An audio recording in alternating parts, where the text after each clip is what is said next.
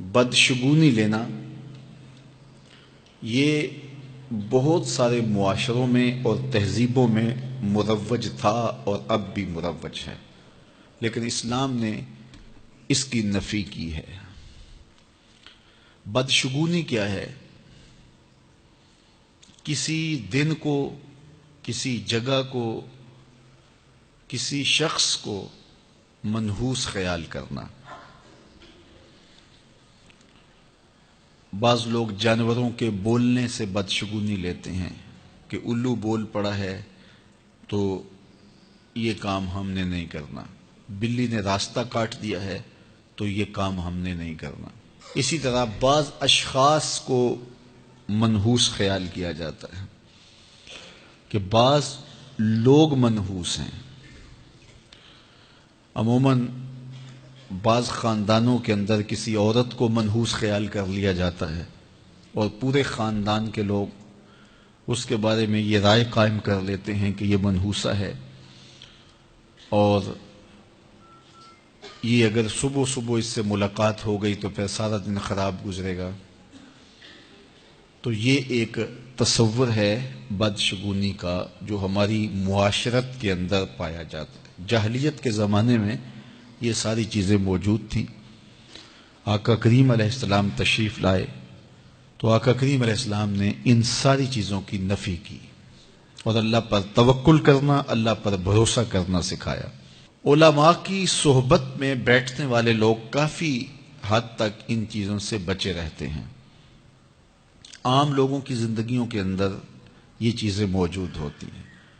جاہل پیروں، ملنگوں اور یہ بنگیوں چرسیوں کے پاس بیٹھنے والے لوگوں کے اندر تو کوٹ کوٹ کے یہ ہندوانہ چیزیں رچی بسی ہوتی ہیں۔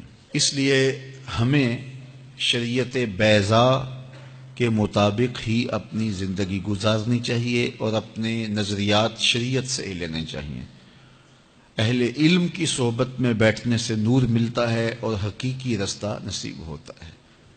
تو کسی کو منحوس قرار دے دینا یہ ہماری اپنی اختراع ہوتی ہے، ہمارا اپنا وسوسہ باطن ہوتا ہے۔ حضور نے ارشاد فرمایا ایک تو متعدی مرض نہیں ہے کہ اگر میں اس کے پاس بیٹھا تو یہ مرض مجھے اس سے لگ جائے گی۔ دوسری بات ارشاد فرمائی ولا حامتا، الو کا بولنا کوئی معنی نہیں رکھتا، اس کی آواز کوئی معنی نہیں رکھتی۔ تیسری بات فرمائی اور نہ ہی ستاروں کی کوئی تاثیر ہے کہ فلاں ستارے کا یہ اثر ہے۔ اقبال کہتا ہے یہ ستارے میری قسمت پر کیسے اثر انداز ہوں گے جو خود افلاک میں زار و زبوں گھوم رہے ہیں۔ وہ بعض کہتے ہیں ہاتھ کی لکیریں کام کرتی ہیں، جی یہ تیری ہاتھ میں فلاں چیز کی لکیر ہی نہیں ہے، فلاں کی لکیر ہی۔ وہ بیٹھے ہوتے ہیں نا فٹ پاتھ کے اوپر پروفیسر بابا جو قسمت کا حال بتاتے ہیں اور 10 روپے لیتے ہیں، تو وہ بتا رہے ہوتے ہیں تیری قسمت میں یہ ہے، تیری قسمت میں یہ ہے، تیری قسمت میں یہ ہے۔ وہ کسی نے کہا قسمت تو ان کی بھی ہوتی ہے جن کے ہاتھ بھی نہیں ہوتے۔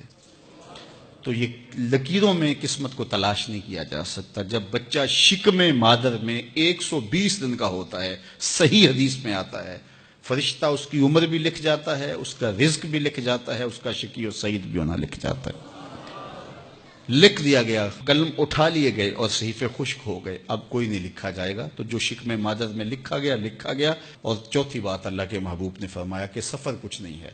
یعنی کچھ لوگ کہتے ہیں یہ جو سفر کا مہینہ ہے یہ بہت ہی سخت مہینہ ہوتا ہے اور ان دنوں کے اندر سفر نہیں کرنا چاہیے، ان دنوں کے اندر شادی نہیں کرنی چاہیے، ان دنوں کے اندر اگر شادی کی جائے تو وہ شادی کامیاب نہیں ہوتی، اس لیے کہ یہ مہینہ منحوس ہے۔ میں آپ کو بتاتا ہوں کہ اس سفر کے مہینے میں سیدنا علی کی شادی حضرت سیدہ فاطمہ سے ہوئی ہے۔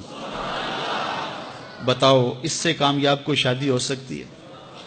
کوئی کہتے ہیں جی اس مہینے میں اگر شادی ہو تو اولاد نہیں ہوتی۔ حضرت علی اور سیدہ فاطمہ کی شادی ہوئی ہے، حسن اور حسین پیدا ہوئے ہیں، ایسے کوئی بیٹے تو لاؤ زمانے میں۔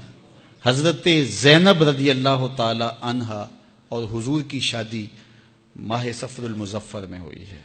اس لیے ہمارے علماء اس کو خالی سفر کا مہینہ بولنے کے بجائے سفر الخیر یا سفر المظفر کے نام سے پکارتے ہیں، یعنی کامیابی کا مہینہ، خیر کا مہینہ۔ تو یہ محض لوگوں کی اختراعات ہیں۔ تو جس طرح باقی مہینوں میں شادی کرنے میں کوئی حرج نہیں، تو سفر کے مہینے میں بھی شادی کرنے میں کوئی حرج نہیں، آقا کریم نے فرمایا یہ بدشگونی لینا یہ شرک ہے، اللہ کے توکل کے منافی بات ہے۔ اس لیے جاہل لوگوں کا کام ہے کہ لوگوں کو اوہام میں وسوسوں میں مبتلا رکھیں، ضعیف الاعتقادی قائم رہے تاکہ کچھ لوگوں کا کام چلتا رہے، لیکن اللہ کے محبوب جو دین لے کر آئے اس میں اس کو علامت شرک بتایا گیا۔ یہ جو بدشگونی ہے یہ فرمایا تمہارے اندر کا وسوسہ ہے، اور جب کوئی بندہ اندر سے ضعیف الاعتقاد ہوتا ہے تو پھر یہ چیزیں اسے پیش آتی رہتی ہیں، اس کو یہ سمجھتا ہے ہاں اسی وجہ سے ہو رہا ہے۔